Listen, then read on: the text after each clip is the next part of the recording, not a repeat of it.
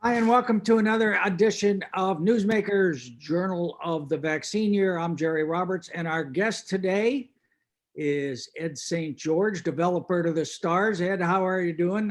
Thanks for joining us. Well, thanks for having me. I appreciate it. So let me start with the news. I mean, everybody's been talking about this LA Magazine article about the retail marijuana licenses and Anthony Wagner and the city administrator. What was your take on that? Did that shock you, surprise you, not surprise you? What'd you think? Well, of course it was surprising because it just came out of nowhere, it seems like. But I think the real issue, Jerry, like you said, for me, the top story is that how that license gets stolen. I mean, it got sold. You go through this huge process of making sure you got the right people, vetting process, and then they can turn around and sell it at will. That to me was the story, and that's what really blew my mind. I mean, and once again, to me, you know me. The real star of the play here is not Anthony Wagner. He's just got a minor role in all this. To me, the star of this play is it's Paul Casey again. Yeah. That's how I see it. Well, the last time you were on the show all the way back in May, which surprised me, we talked about your critique of Paul and your unhappiness and belief that he should be replaced. All roads lead to Paul, you said at the time. So what do you think since then, in the months since then? Has he stepped up at all, or do you think he still needs to be replaced? No, I think Rome's falling as we see it. I mean, you look at our 5 major departments right now. I mean, it's pretty amazing. This is unprecedented, and it's really kind of blows my mind that the press isn't really making more of a big deal about this. We don't have a chief building official. We don't have a community development director. We don't have a public works director. We don't have a fire chief, and we don't have a police chief. If that's not the falling of Rome, I don't know what is. It's how can the city be run like this?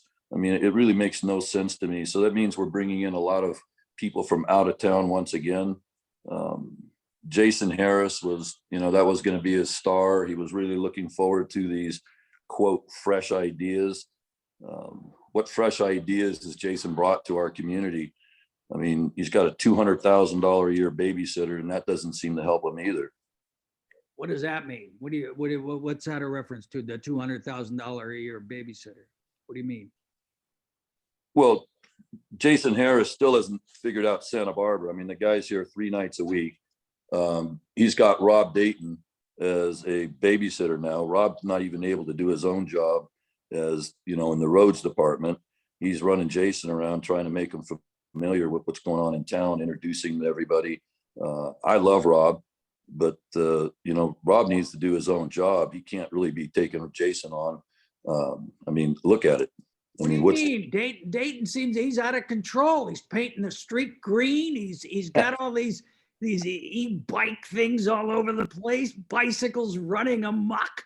There's Rob Dayton heaven down there. What are you talking about? Well, my understanding is that the council, I called him on that. I wasn't too stoked on the color green either, but apparently he shared with me that I guess that's a United States thing. In Europe, they use really nice color adobe that kind of blends in with all the tile roofs and everything. But anyways. Well, the other thing is that, I mean, you have been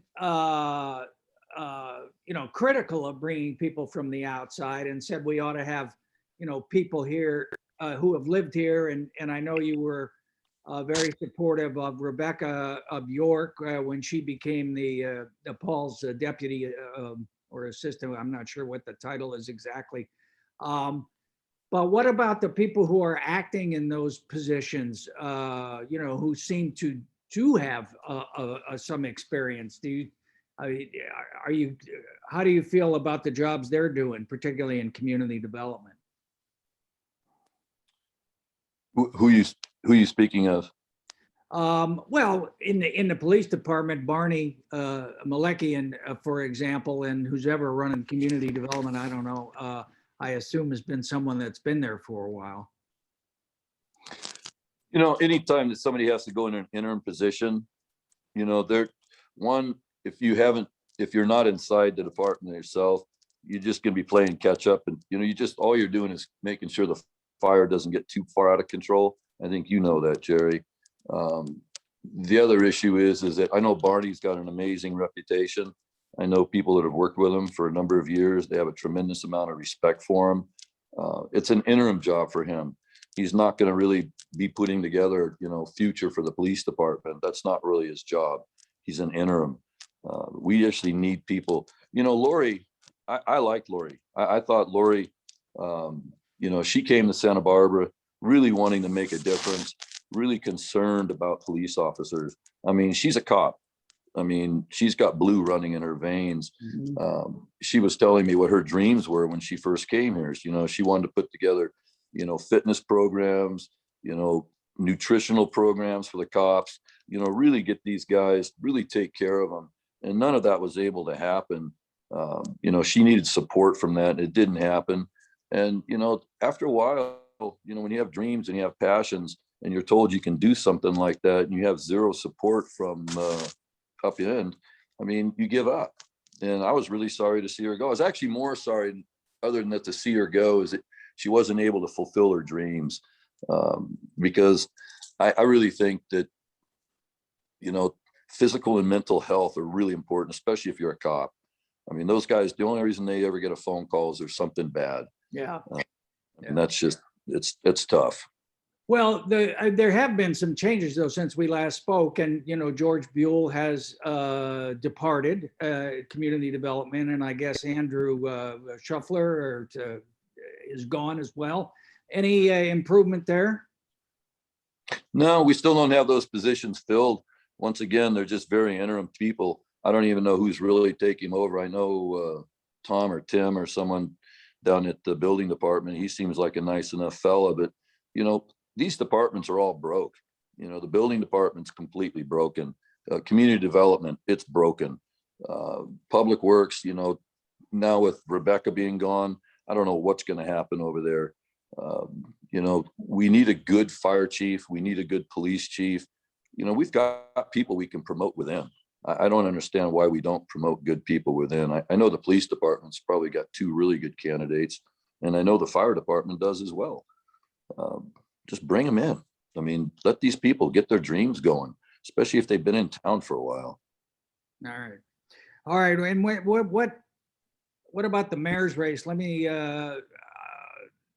You're supporting Deborah Schwartz for mayor, correct? Well, I'm pretty impressed with James Joyce, or at least what I've heard from him. I never met the guy, look forward to meeting him.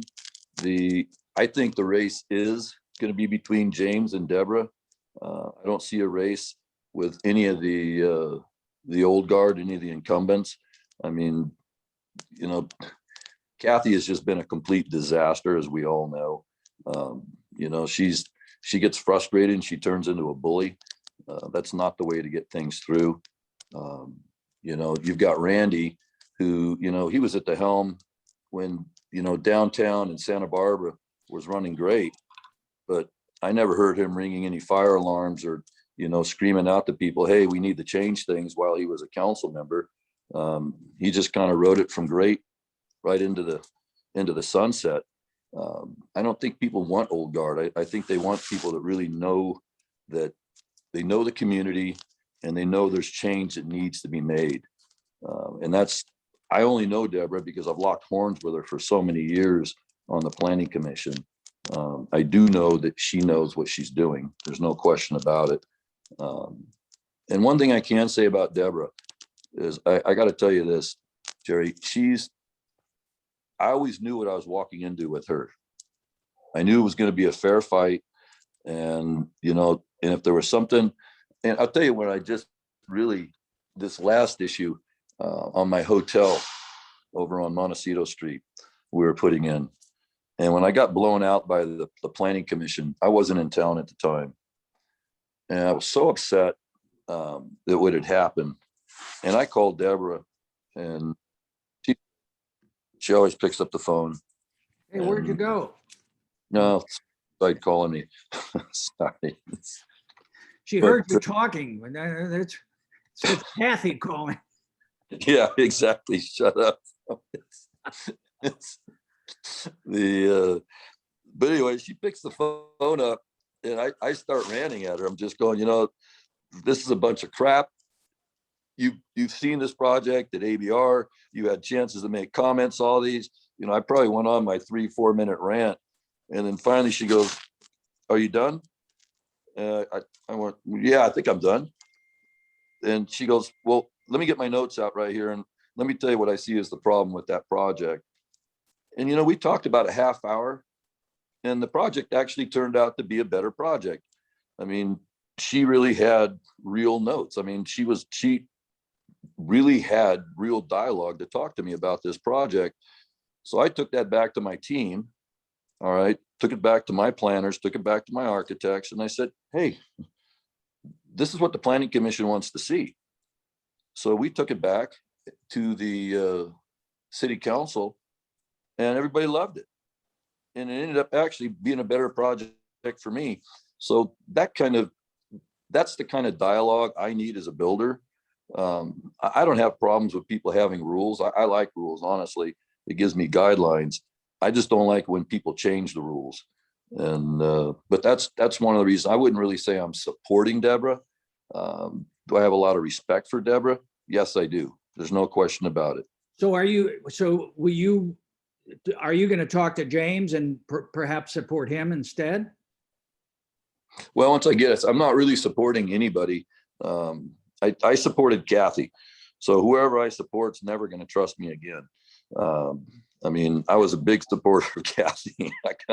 My credibility's out the window now. I mean, nobody from the business community is ever going to believe what I tell them anymore. But I'd love to meet the guy. He seems like he really cares, which I want somebody who knows what they're doing and who knows the area and is going to get something done. Well, I agree with you that I think the election's going to be about change, and people are really going to want to, what does the future look like? But, one of the changes that I know Deborah's proposing and is embraced is a lot of, is a form of charter amendment that we would have a stronger mayor, a form of government, rather than investing so much authority in the city manager. Do you think that's a good idea to have an elected official in charge or not for Santa Barbara? I definitely think I don't think it should be enshrined in the mayor's position so much, but when you say mayor, I'm thinking city council as a whole. I mean, I think it's really absurd. I mean, we've got a really good example right now. When your boss is the city administrator and you are the police chief, how are you going to feel comfortable about launching an investigation into your boss, the guy that approves your vacation time, approves your raises, approves almost anything you do? I mean, that to me is an endemic problem. Once again, it's even with the community development department. I think that should be, whoever's running that should be city council, picking that person. There's just too much power. I think when Santa Barbara was a much smaller community, having a strong city administrator made sense, because you have these people that were very part-time as a politician. Nowadays, I mean, this is ridiculous. I'm just going to give you an example. I'm going to use Megan Harmon. Okay. Here you've got a young woman who has a beautiful little girl. She's got a handsome husband. She wants to start this ideal little family life. She's just finished law school. All right. She got past the bar, got a job with a good law company. All right. In business law. And then she gets appointed to city council. She has a trichotomy in her life, not just a dichotomy. She has a trichotomy. She needs to make a decision every single morning when this woman wakes up. Do I spend time with my family today? do I further my career today, or do I go in the area? I mean, I have to say, politics it's intoxicating. It really is. It's intoxicating. But being a council member is more than just a full-time job now. And so the example as I'm giving you this is because this isn't like the old days when Santa Barbara had 20,000 people. You'd have a guy show up. Sorry. You could have a That guy was show up. Megan. Yeah. Yes. She just wanted you to know it's all career all the time. I don't know how she sleeps. My God. I mean, but my point is this, it's getting back to council. I honestly think $45,000 a year to be a council member. No, pay those people $75,000, $85,000. Require that this is your only job. You are a professional council member. This is a real city now, and these are real issues. This isn't a part-time job. Everybody's got an extra job. You know, Mike has a job. He has his insurance company. Oscar has a, publication company. Megan's, she's a lawyer. Alejandra, she's an educator. Friedman, I mean, he's a manager of a store. You got Kristen, she's a professor, a head of a department. And then these people are supposed to be making the most important decisions, in our community's lives. Man, it's difficult. It's difficult. So there's no way these people could possibly. And so who gets to run the show? It's Paul. Yeah. It's just Paul. All right. Let me just back up something you said. I just want to clarify. When you said, how's the police chief going to investigate her boss? Were you referring specifically to Lori investigating Paul? Or were you talking hypothetically? I'm talking hypothetically in any situation. I honestly don't know. Like I said, to me, I'm with you 100%. I don't know who Anthony Wagner is. If he walked in my house tomorrow, I wouldn't even have a clue who this guy is. I mean, I got nothing against him. What I have issues with is how the operations are being run. And, this is our town. I mean, my understanding is on those applications is that we wanted people that were local, that knew the community. And then if you had the ability to just go ahead and sell it to anybody you wanted because they met the financial requirements, what's the point? What's the point of vetting somebody? It doesn't make any sense.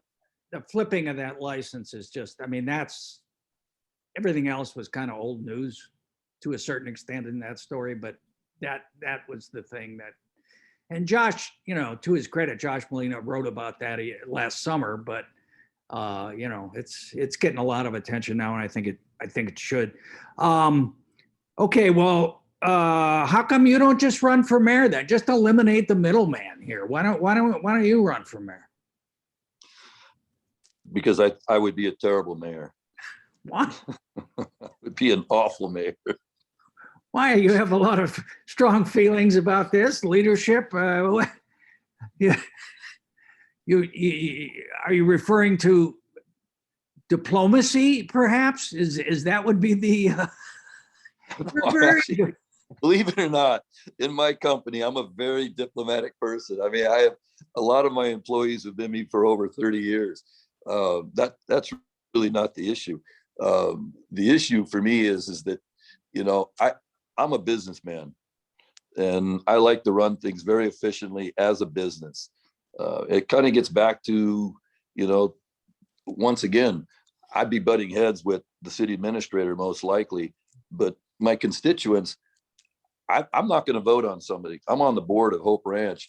And if I don't know what an issue is, I just abstain.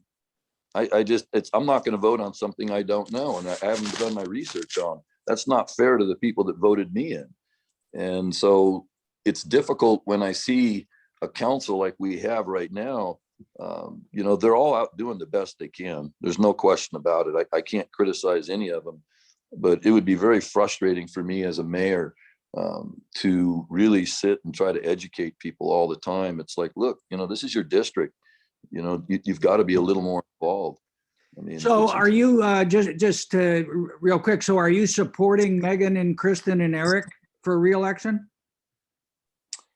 Well, I think the worst thing I could do for anybody is support them. So that's a no. You're not going to contribute to them. I'm not gonna, I honestly can't. I have too many projects that are going in. I mean, I can't contribute to anybody. I can't lose people to, I mean, I just can't. All right. We've got, Hey, let me ask you this. So yesterday or the day before, we see this thing that the people that own Macy's are now going to make it into office space for whom is unclear. There'd been a lot of conversation about that as a multi-use place or housing or something. What do you think about that idea about the office space?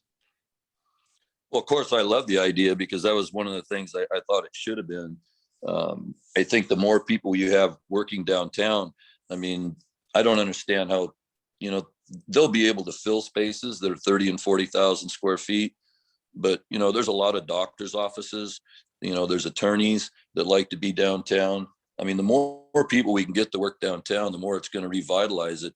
They're getting coffee in the morning, going to lunch, getting off work, going to dinner, meeting their families down there at lunchtime. I mean, I'm all for 100% turning the Macy's into an office building, without a doubt. But I'm also 100% all for turning the Nordstrom's building into very nice apartments or a nice hotel. But we still need to add a lot of housing to that project. Yeah, where are those people going to live? I mean, all the people that are going to be working down there. Yeah, I think it makes sense. And I think the developer is going to start seeing the sense in that. It's difficult. I would have a really difficult time going to Santa Monica and trying to develop without really understanding it. I think what's happening now is they probably understand Santa Barbara a little better, in the direction that what we need. And so I think office buildings and apartments and maybe a nice hotel would be a great addition. It would really help our downtown. But you're still against this development agreement with the owners of the Paseo Nuevo, though, correct? Until they put something in writing. I mean, extending, if we were getting, if the city of Santa Barbara was getting 50 or 75 or $100,000 a month in rent, sure, I'd extend that. We can do something with that money. But for $1 a month, extending it for another 27 years, I mean, I don't know what 27 times 12 is, but it's not very much money. I mean, I have that in my pocket right now. I could pay up 27 years of my lease right now. I mean, that makes no sense for our city. It really doesn't, not unless there's something, in my opinion, that there's a huge benefit, a huge trade-off. And like I say, that would be some housing and possibly some affordable housing that would go into that component there. All right. Hey, what do you think? You got any fresh ideas about the homelessness problem? About what because that's a huge part of our issues downtown. Aside from everything else, what are your thoughts on that? Well, I tell you what my thoughts are on that. This isn't something that's just going to happen out of the public sector. The public sector, Paul should really be opening dialogue with private developers, such as myself, and there's other ones in town that haven't really developed in town. What we really need to do is, throwing millions of dollars every year, like Mike Jordan said, at a problem we really doesn't look like we're having much success at. We really need to come up with housing for these people. When the 9th District Court of Appeal figured out how this all worked, they gave the onus on the cities and the counties on to deal with these people. The only way we're going to get these people off the street is if they have a place to go. And then once we fill that requirement, and I actually don't know what that requirement is. I had heard that it was about 914 units. And at that point, we can actually start asking you, look, you can't live here on the streets anymore. You have a facility you can go to. You have to leave. You can't camp out here anymore. But until we get the homeless issue, I was shocked when Randy Rouse said, the downtown's doesn't have that big of a problem. I think what he said in Josh's article, it's just going to need some minor tweaks. Homelessness is not a minor tweak. Bringing people back in is not a minor tweak. We have the capabilities, I think. We have a lot of triggers we haven't pulled to bring people back into Santa Barbara. I had talked about, the Clark estate, Bella Squardo. That's still sitting. Helene Schneider's boyfriend apparently is still living over there, but that place over there, I'm sorry, I had to get that in. But I mean, that I have been over there myself personally. I mean, like I said before, that's our Getty. I mean, we could have the most amazing art shows. I talked to Nick Vaught, who owns an art gallery here in town. And, before the earthquake, Santa Barbara was one of the most famous art areas in the world. It ranked right up in there with Paris. And we have never restored that. I mean, can you imagine all these vacant stores downtown? If they would just open their doors, it's like, I understand they got to rent them out, but while they're vacant, maybe having, art exhibits in there with all the local artists we have in our surrounding area, at least that there's some activity, the doors open. It's still got a big What do you think of State Street since it's been closed to traffic and the people are building rancheros out to extend their restaurants into the street and stuff. How do you think it looks down there? I think HLC must just be having like daily seizures.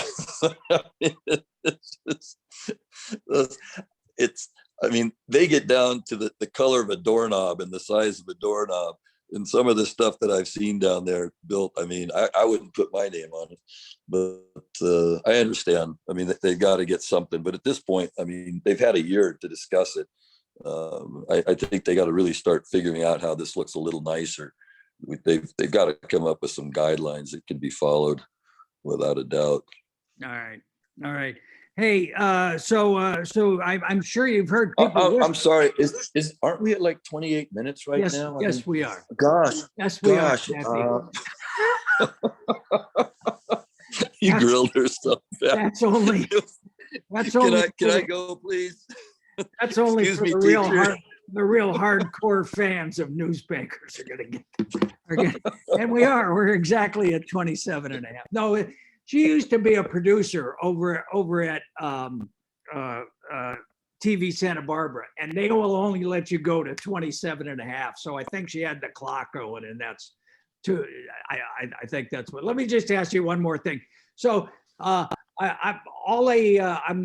keep hearing people whispering that because the LA Magazine story was, in a sense, a hit at Paul, that you were somehow involved in all the sourcing behind it. Did you talk to Mitchell about any of that or not? That guy called me close to about a year ago on my Milpas project, and wanting to know about the that. Montecito Journal then, huh? I was actually shocked that that dude's living in Portugal. I don't know how he even got over there. I've been trying to get to Italy for a year now. So I'm assuming that he was at the Montecito Journal. I can't remember that part of the conversation, but his call to me was like he was wanting to know what was going on with the 7-Eleven North Milpas, and why I was doing what I was doing. But no, I had nothing to do with that article. If I were wrote the article, I would actually, there would have been other issues. Like I said, I would have slanted it more towards Paul. I do have an issue with Hired. You've got a guy who's had an FBI investigation where his boss went to jail. The other guy sitting across the table went to jail. That much we know. Josh talked about that. This guy was a planning commissioner and got busted for doing a major remodel to his house as a planning commissioner without permits. That was something else Josh reported on. Bringing someone like that into our family, especially into the police department, I have issues with that. There's no question about it. The police department, who would ever known that Black Lives Matter was ever going to happen? But, up until now, up until this day, we could say we probably had one of the cleanest police departments, at least in California.